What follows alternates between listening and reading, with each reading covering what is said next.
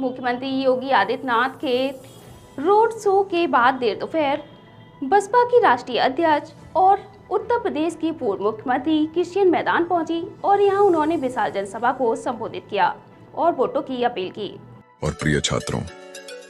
क्या आप एक ऐसे स्कूल की तलाश में हैं जो आपके बच्चे को न केवल शिक्षा बल्कि उनके समृद्ध विकास के लिए भी समर्पित हो? तो आइए हमारे school Suditi global academy Mainpuri के साथ जुड़िए और देखिए कैसे हम आपके बच्चे के भविष्य को समृद्ध बनाते हैं। हमारे स्कूल में शिक्षा को एक नया आयाम दिया जाता है, जहां हम पाठ्यक्रम के साथ साथ जीवन के मूल्यों को भी सिखाते हैं। हमारी विशेषता में सुविधाजनक शिक्षण, प्रौद्योगिकी अद्यतन और शिक्षा में नवाचार जैसे छात्र हितकारी कार्यक्रम सम्मिलित हैं। हमारे विद्यालय में छात्रों को विकास के साथ साथ समर्थ नागरिक बनाने का अद्वितीय प्रयास किया जाता है। यहाँ हम न केवल पढ़ाई कराते हैं बल्कि स्कूल के बाहरी कार्यक्रमों, खेलों और कला संघों के माध्यम से छात्रों के सामाजिक, मानसिक और शारीरिक विकास का भी पूर्णतः प्रयास करते हैं। आइए चुनिए एक स्कूल जो आपके बच्चे के भविष्य को समृद्ध बनाए। आप हमें सुदिति ग्लोबल एकेडमी मैनपुरी में मिल सकते हैं या नीचे दिए गए नंबर पर कॉल कर सकते हैं। धन्यवाद और आइए अपने बच्चे के भविष्य को सशक्त बनाएं।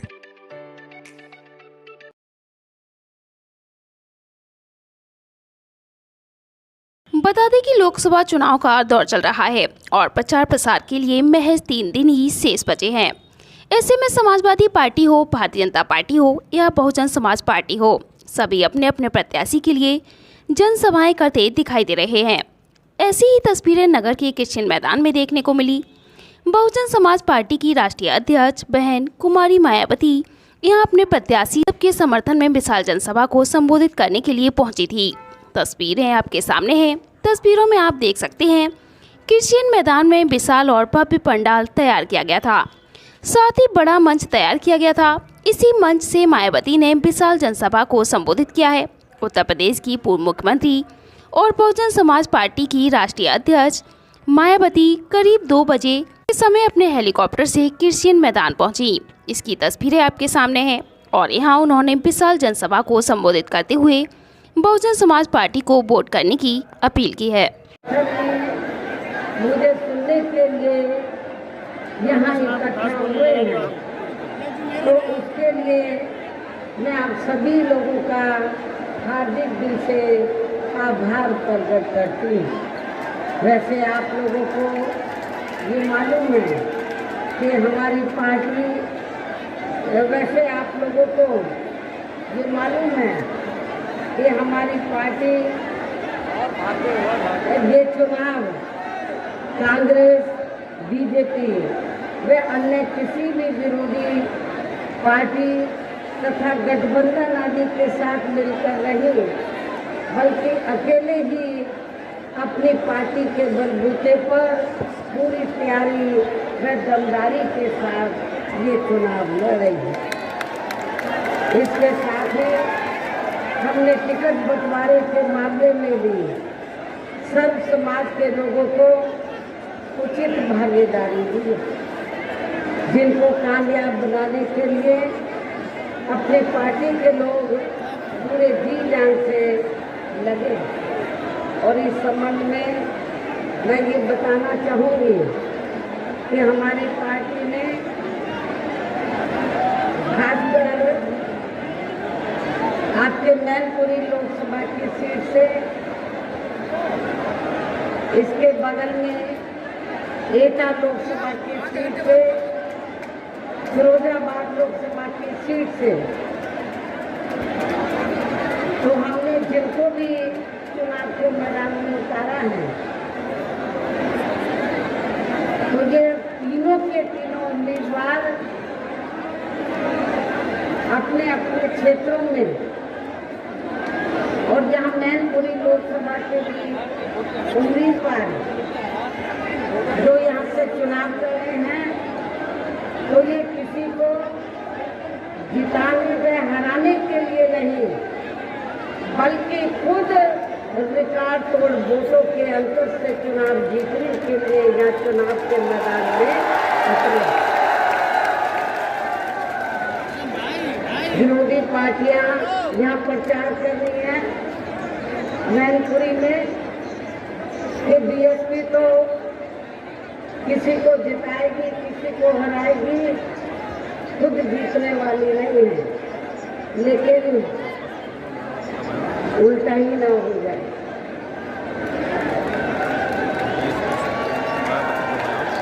जो पार्टियां ऐसा कह रही हैं बीएसपी के बारे में, कई वही दोनों पार्टियां दूसरे और तीसरे नंबर पे ना चली गई। हालांकि आज यहाँ की इकट्ठा हुई अपार भीड़, वह भीड़ के भी जबरदस्त जोश को भी देखकर अब मुझे भी ये काफी हद तक भरोसा हो गया है कि पिछली बार की तरह इस बार भी आप लोग अपने प्रदेश से या लोकसभा चुनाव में अपनी पार्टी का बेहतर रिजल्ट जरूर लाएंगे। और इसके लिए अब मैं आप लोगों का ध्यान कुछ जरूरी बातों की तरफ दिलाना चाहती हूँ। और इस संबंध में विशेषकर मैं कांग्रेस, बीजेपी व इनके अन्य सहयोगी, इनके अन्य सभी सहयोगी दलों के बारे में ये कहना चाहूँगी कि आज़ादी के बाद शुरू में केंद्र व देश के काफ़ी राज्यों में भी ज़्यादातर सत्ता यहाँ कांग्रेस पार्टी के ही हाथों में केंद्रित है, किंतु इनकी अधिकांश मामलों में रही गलत नीतियों एवं गलत कार्य प्रणाली आदि की वजह से ही फिर इस पार्टी को केंद्र में काफी राज्यों की भी सत्ता से बाहर होना पड़ा है तथा यही स्थिति इनकी सहयोगी पार्टियों की भी बनी रही है, जिसके कारण ही फिर पिछले कई वर्षों से बीजेपी व इनके सहयोगी दल केंद्र एवं काफी राज्यों की भी सत्ता में काबिज हो गए। लेकिन इनकी भी ज़्यादातर रही, यानी कि भारतीय जनता पार्टी की भी ज़्यादातर रही जातिवादी, पूंजीवादी, संकीर्ण, सांप्रदायिक व द्वेषपूर्ण नीतियों एवं कार्य प्रणाली आदि से तथा इनकी कथनी व करनी में भी काफ़ी अंतर होने की वजह से अब ऐसा लगता है इस बार ये पार्टी भी, यानी कि भारतीय जनता पार्टी भी केंद्र की सत्ता में आसानी से वापस आने वाली नहीं। बशर्ते यदि ये चुनाव इस बार फ्री एंड फेयर होता है तथा आम चर्चा के मुताबिक वोटिंग मशीनों में भी कोई गड़बड़ी आदि नहीं की जाती है। और वैसे भी इस बार चुनाव में इनकी कोई भी पुरानी एवं नई चल रही नाटकबाजी, जुमलेबाजी या गारंटी आदि काम में आने वाली नहीं है, क्योंकि अब देश की जनता काफ़ी हद तक इस बात को समझ चुकी है कि इनकी पार्टी ने अब तक देश के विशेषकर गरीबों, कमजोर तबकों, मध्यम वर्ग एवं अन्य मेहनत लोगों को अच्छे दिन दिखाने के असंख्य प्रलोभन भरे वायदे किए हैं तथा अनेकों हवाई व कागजी गारंटी आदि भी दी है, तो उनका जमीनी हकीकत में अभी तक इन्होंने लगभग 1/4 हिस्सा भी कार्य पूरा नहीं किया है, बल्कि इसके स्थान पर इनका ज़्यादातर समय व ताकत भी या इनके अपने चहेते रहे बड़े बड़े पूंजीपतियों एवं धन्ना सेठों को ही ज़्यादा से ज़्यादा माला माल व धनवान आदि बनाने में द्वारा देश में पिछले कुछ समय से अति गरीब परिवारों को अस्थायी तौर पर फ्री में जो थोड़ी सी खाद्य सामग्री दी जा रही है, तो उससे इनका स्थायी तौर पर भला होने वाला नहीं है। और वैसे भी इनकी ये जटिल समस्या देश में हर हाथ को काम देने से ही केवल दूर हो सकती है, जिसकी तरफ हमारी पार्टी की बनी सरकार विशेष ध्यान देगी। साथ ही देश में पिछले काफ़ी वर्षों से आए दिन बढ़ रही गरीबी, बेरोजगारी व महंगाई आदि से भी जनता बहुत ज़्यादा दुखी व परेशान है, जिसे भी आर्थिक नीतियों में तब्दीली करके जरूर दूर किया जाएगा। साथ ही हिंदुत्व की आड़ में, धर्म की आड़ में व हिंदुत्व की आड़ में पिछले कुछ वर्षों से खासकर मुस्लिम समाज के लोगों का द्वेष की भावना से जो इनका काफ़ी ज़्यादा शोषण व उत्पीड़न आदि किया जा रहा है, तो उसे भी जरूर रोका जाएगा। और ये सब हमने अपनी यूपी की रही सरकार में करके भी दिखाया है। जब उत्तर प्रदेश में मेरे नेतृत्व में सरकार बनी, जब भी बनी, तो उत्तर प्रदेश के अंदर हमने कोई हिंदू मुस्लिम दंगा नहीं होने दिया और सभी धर्मों के मान सम्मान का पूरा ध्यान रखा। सभी धर्मों के लोगों के जान माल व उनके मान सम्मान का पूरा ध्यान रखा, उनकी पूरी हिफाजत की, उनके संपत्ति की भी, उनके मजहब की भी, उनके हर प्रकार से हमने उनको हिफाजत दी। कोई दंगा फसाद आपने सुना है कि मेरी हुकूमत में हुआ है? जब भी यहाँ पर चाहे समाजवादी पार्टी सत्ता में रही हो या कांग्रेस पार्टी सत्ता में रही हो या वर्तमान में बीजेपी सत्ता में रही हो या पूर्व में सत्ता में रही हो, तो उत्तर प्रदेश में यहाँ पर दंगे फसाद हुए। और खास तौर से जब त्योहार होते थे, चाहे हिंदू के या मुस्लिम समाज के लोगों के, चाहे हिंदुओं के या मुस्लिम समाज के लोगों के, तो हमेशा यहाँ पर कुछ ना कुछ वारदातें होती रही। लेकिन मेरी हुकूमत में ऐसा कुछ नहीं हुआ। और आपको मालूम है कि जब अयोध्या का फैसला आना था, मामला सुप्रीम कोर्ट में था, जब तक ये राम मंदिर बना नहीं था, लेकिन जब ये फैसला आया था तो उत्तर प्रदेश को छोड़कर मेरी सरकार की, तो पूरे देश में स्कूल, कॉलेज, सरकारी दफ्तर सब बंद कर दिए गए थे। लेकिन उत्तर प्रदेश के अंदर सब सरकारी दफ्तर, कॉलेज, कोर्ट कचहरी सब खुले रहे। लेकिन मेरी हुकूमत में उस समय भी कोई ऐसी छोटी सी भी वारदात कोई नहीं हुई। हमने उत्तर प्रदेश के अंदर तो सभी धर्मों को, जातियों के लोगों के मान सम्मान का, उनके जान माल व हिफाजत उनकी हर प्रकार से हम लोगों ने की, ये आप लोगों को ये मालूम है। और ये सब हमने अपने यूपी की रही सरकार में काफ़ी कुछ करके दिखाया है। हमारी सरकार में कोई दंगा फसाद नहीं हुआ, ये भी आप लोगों को ये मालूम है। जो लोग ये कहते थे कि उत्तर प्रदेश में कुछ नहीं होने वाला, जब भी कोई त्योहार होता था तो जरूर कुछ न कुछ वारदात होती थी। और इतना ही नहीं, मेरी हुकूमत में लॉ एंड ऑर्डर आप लोगों ने देखा है, कानून का राज चलता था मेरी हुकूमत। और जिसकी वजह से हमें वर्तमान बीजेपी की सरकार की तरह हमें कोई बुलडोजर चलाने की जरूरत नहीं पड़ी। हमने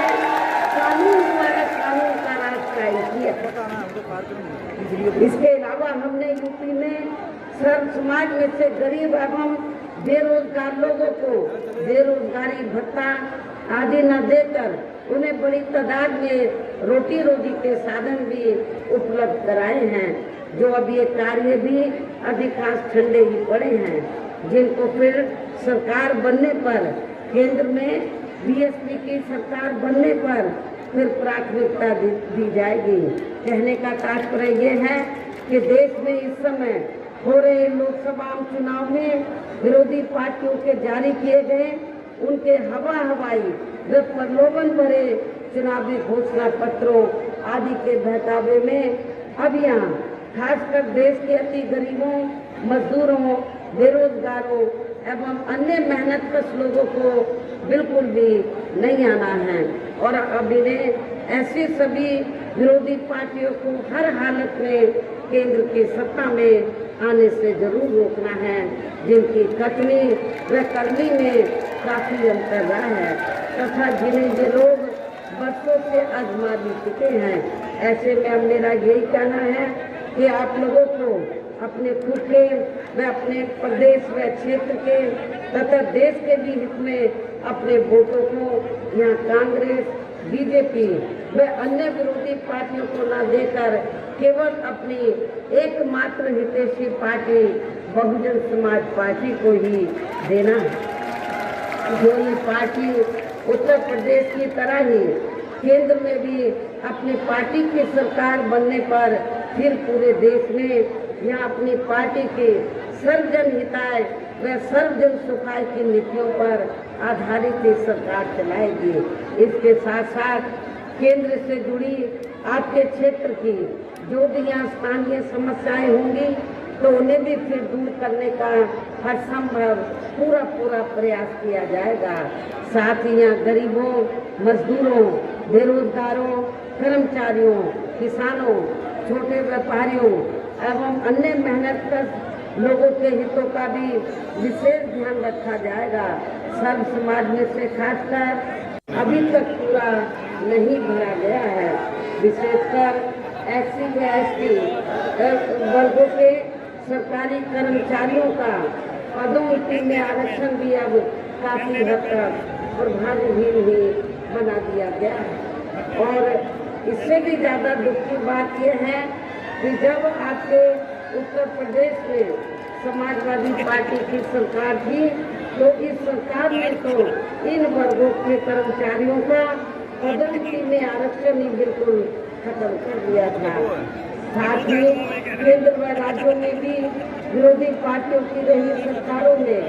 इन सभी वर्गों को प्राइवेट सेक्टर में आरक्षण दिए जाने की व्यवस्था किए बिना ही इनकी सरकारों के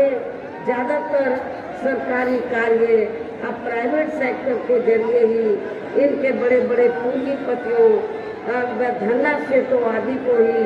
दिए जाने के कारण अब इनको पूरे देश में आरक्षण का बहुत कम ही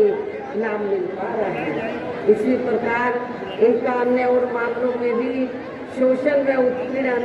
आदि होना अभी तक भी बंद नहीं हुआ है। इसके साथ साथ मुस्लिम व अन्य धार्मिक अल्पसंख्यक समाज के लोगों की भी हालत हर स्तर पर यह काफ़ी ज़्यादा खराब व दयनीय बनी हुई है, जिसका काफ़ी कुछ खुलासा बहुत पहले ही सच्चर कमेटी की रिपोर्ट में भी किया गया है। इतना ही नहीं बल्कि पिछले कुछ वर्षों से केंद्र व अधिकांश राज्यों में भी बीजेपी व RSS की सरकारों के चलते हुए अब इनका विकास एवं उत्थान आदि होना भी काफ़ी हद तक बंद सही हो गया है। आए दिन इन पर खासकर हिंदुत्व की आड़ में हो रही जनजाति भी यह काफ़ी ज़्यादा चरम सीमा पर पहुंच चुकी है। इनके साथ साथ अपर कास्ट समाज में से विशेषकर गरीब लोगों की भी हालत हमें कोई खास अच्छी नजर नहीं आती है। इनकी गलत कृषि नीतियों के कारण किसान वर्ग भी आए दिन आंदोलित ही रहता है। साथ ही इनकी गलत आर्थिक नीतियों की वजह से देश की अर्थव्यवस्था पर भी इसका काफ़ी बुरा प्रभाव पड़ रहा है, जिससे यहाँ विशेषकर छोटे एवं मध्यम वर्गीय व्यापारी वर्ग भी काफ़ी ज़्यादा दुखी व परेशान हैं। और अब केंद्र में पूर्व की रही सरकारों की तरह ही वर्तमान भाजपा सरकार में भी यहाँ पूरे देश में गरीबी, बेरोजगारी एवं महंगाई आदि भी लगातार काफ़ी ज़्यादा बढ़ रही है। देश में हर स्तर पर फैला भ्रष्टाचार भी अभी तक खत्म नहीं हुआ है। साथ ही अपने देश की सीमाएं भी अभी तक पूरे तौर से सुरक्षित नहीं हैं। ये भी बड़ी चिंता की बात है। ऐसे में अब आप लोगों को देश में हो रहे लोकसभा आम चुनाव में कांग्रेस, बीजेपी व इनकी सहयोगी पार्टियों को भी केंद्र की सत्ता में आने से जरूर रोकना है। जिनकी गलत नीतियों व गलत कार्य प्रणाली आदि को आप लोग काफ़ी हद तक आजमा भी चुके हैं। ऐसी स्थिति में अब ये विरोधी पार्टियां इस चुनाव में भी किस्म किस्म के साम दाम दंड भेद आदि अनेकों हथकंडे इस्तेमाल करके केंद्र की सत्ता में आने की पूरी कोशिश में लगी हैं, जिनसे अपनी पार्टी के लोगों को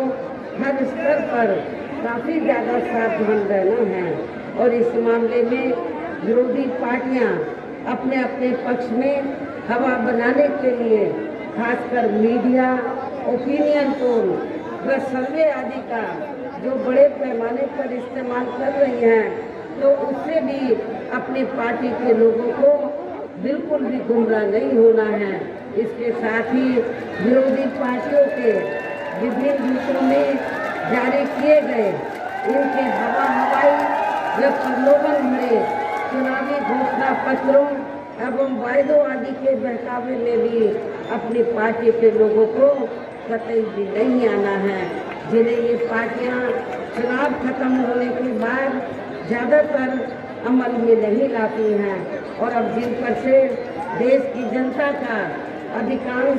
विश्वास ही उठ गया है। यही खास वजह है कि हमारी पार्टी किसी भी चुनाव में अपनी पार्टी का कोई भी चुनावी घोषणा पत्र आदि जारी नहीं करती है। वैसे भी हमारी पार्टी किसी भी मामले में कहने में बहुत कम बल्कि कार्य करके दिखाने में ही ज़्यादा विश्वास रखती है। और इस बात का सबसे बड़ा सबूत ये है कि उत्तर प्रदेश में 4 बार हमारी पार्टी के नेतृत्व में रही सरकार ने चुनाव में अपनी पार्टी के बिना कोई जारी किए गए चुनावी घोषणा पत्र के ही प्रदेश व आम जनहित में काफ़ी कुछ ऐतिहासिक कार्य करके दिखाए हैं, जिनके अब देश में अधिकांश पार्टियों की सरकारें काफ़ी